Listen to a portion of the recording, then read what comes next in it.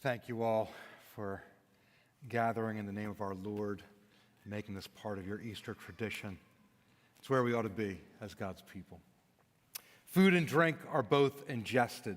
They go into the stomach and they're digested. They both deliver nutrition to the body through the bloodstream.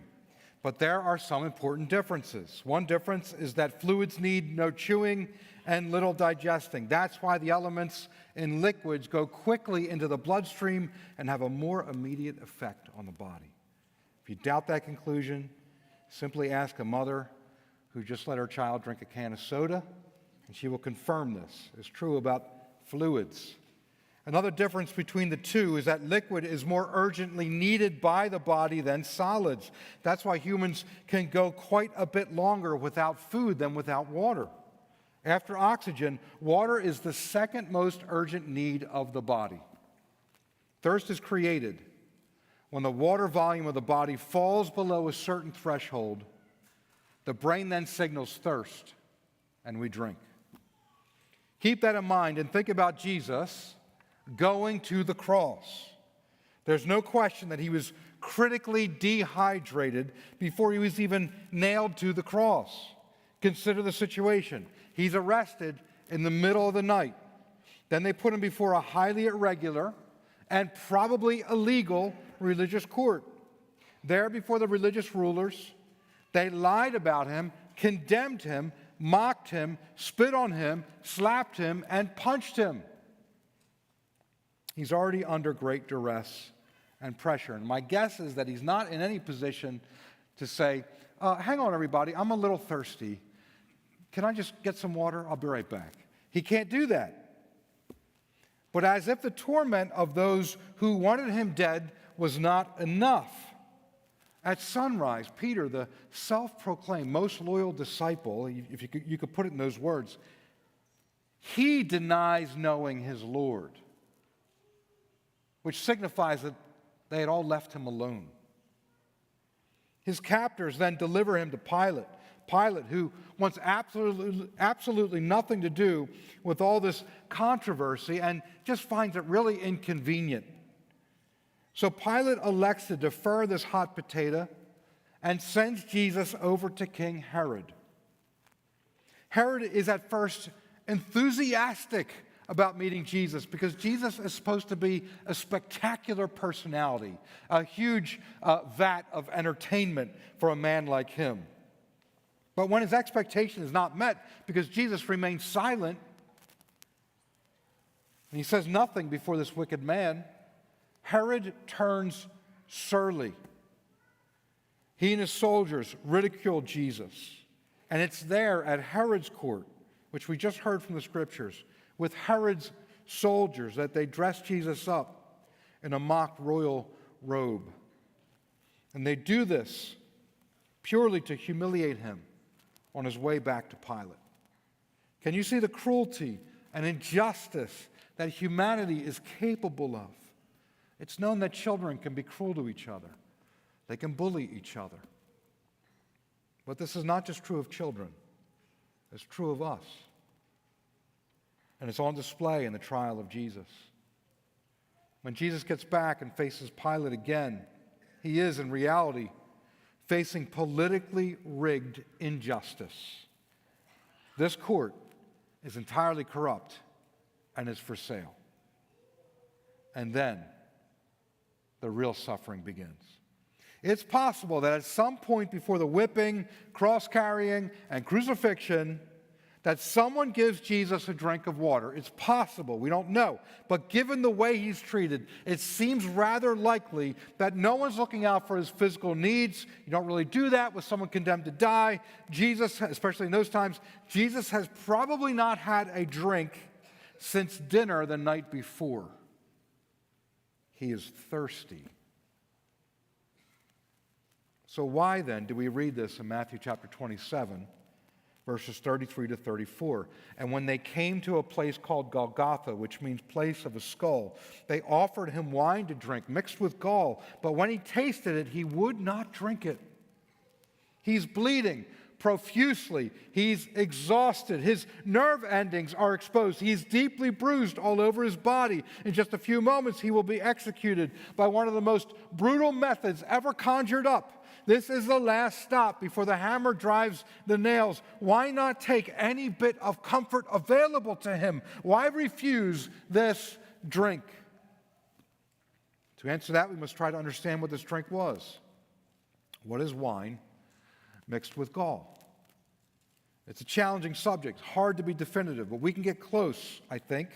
It could well be that this wine mixed with gall is both a drink meant for both comfort and for torment, meant for different things by different people. You see, it's well noted that the Jews would offer wine with a seed of frankincense in it to those condemned to die because the herb would act as an anesthetic and numb the pain. It's even possible that this mixture was given by Jewish women who wanted to apply Proverbs 31, verses 6 to 7, which says, "Give strong drink to the one who's perishing, and wine to those in bitter distress. Let them drink and forget their poverty and remember their misery no more." Basically, get them a little drunk so as to dull their pain. In Mark's gospel, he says it was wine mixed with myrrh rather than wine mixed with gall. Myrrh would basically have the same mildly numbing effect as frankincense, and so this is probably meant by some there to comfort Jesus. But what is gall? That word that Matthew uses. Gall is thought to be a bitter herb, one that is potentially poisonous and increases thirst, kind of like drinking salt water when you're thirsty. Even though it's water, it's going to make you more thirsty. That salt content will increase your thirst, making your condition worse. So what should we make of this? Well, it's possible that the tradition of compassion was also used to mock. Perhaps the women there wanted to give Jesus a drink, and so they said, can we give him some wine with some myrrh in it? And perhaps the soldiers or the religious rulers said, sure, you can give him something to drink, but let's put some gall in there as well, or maybe they snuck some in there as well. Still, no matter how it's meant, it's a liquid that Jesus could have received momentary comfort from, at least on his lips, at least on his tongue, at least in his mouth. But here he is in terminal condition, each second, moment by moment, full of torment. Every nerve ending in his body screaming with the desire that this torment would end. And he has no other means of relief. And he has hours in front of him to suffocate and to bleed out on the cross. And yet he refuses to drink. Apparently, Jesus does not want to be numbed. He wants no part of pain killing, no matter how mild or how effective. He does not see this simply as something that a few bad people are doing to him. He will accept what is happening. This is his Father's will for him. It is Father's plan. He's going to embrace that plan to the very end. And we thank the Lord for doing that, don't we? For going through to the very end. Jesus rejects the wine, myrrh, gall, cocktail. But there's another drink that he doesn't refuse. You see, he's refusing one drink because he's drinking another. He rejects the wine because he's already imbibing something far more potent. The scriptures repeatedly refer to God's wrath as a drink. More specifically, they talk about the cup of God's wrath.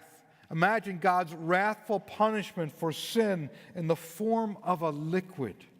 Imagine a large cup filled to the brim. It's not filled with wine, which according to Psalm 104, verse 15, says God gives to gladden the heart. Instead, this cup is brimming with that fluid of ultimate punishment.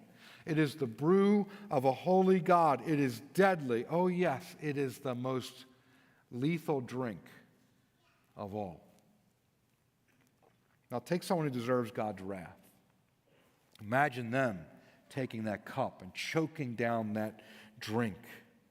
Can we even begin to fathom how it would burn? Can we imagine the sputtering and gagging on that drink? Each gulp would be more deadly and more righteous than the last. Death in its fullness is at the bottom of that drink. Final death, ultimate death. This cup of wrath, this deadliest drink, it is the drink that Jesus was consuming on the cross. That's the drink he did receive. He did accept. While he rejected a cup of potential relief, this was the cup he accepted. He even tells it in advance. You may remember the story of his arrest. Some dramatic happened at his arrest. As the soldiers advanced to arrest Jesus, Peter pulls out a sword, cuts off someone's ear, and to this, Jesus heals the ear and then says to Peter in John chapter 18, verse 11, "Put your sword into its sheath. Shall I not drink the cup that the Father has given me?" The entire passion of Christ is summed up like this. Jesus takes the wrath of the Father. Jesus drinks the wrath of the Father. He drinks the cup of God's wrath. But why? Why does he do that? Here's the answer. He drinks to quench our thirst. He drinks to quench our thirst. You might ask, what thirst? I'm not aware that I'm thirsty. Or you may take it a step further and say, well, do you mean my desire for things or let's say my craving for wealth? Sort of, he drinks for that, but there's more. Well, is it my craving to achieve, my ambitions? Yes, but you have a deeper thirst, a deeper need than that. Well, do you mean my longing for justice in this world? Is it that I long to see the wrong made right? Sort of, but there's even a deeper hydration that we need. Then is it this, my thirst for relationship, my desire for love? Not quite. It's not even that. Those things that most would say are a need for humanity. This is a thirst so deep down that it is at the root of all of our dryness. All other thirsts flow from this one. When this thirst is quenched, all others are remedied.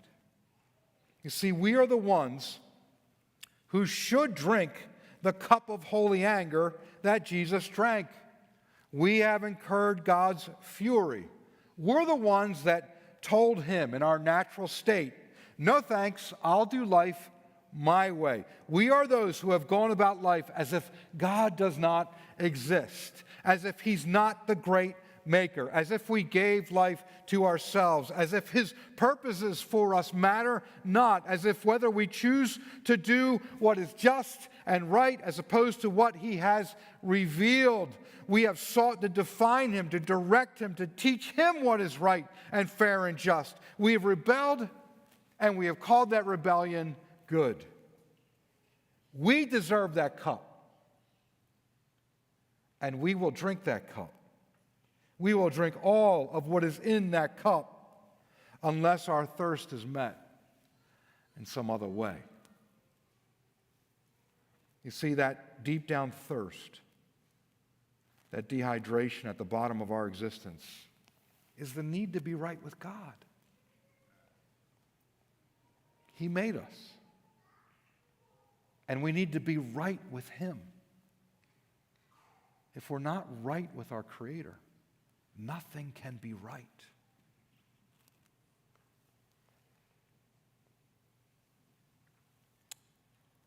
And there is no getting around it. We've all failed to acknowledge and worship and cry out to and obey him the way we ought to have done. We have offended his righteous requirements more times than we know, or we want to think about, or we care to remember. Therefore, we all get a drink from God. We all have a brimming, steaming cup of God's wrath sitting in front of us.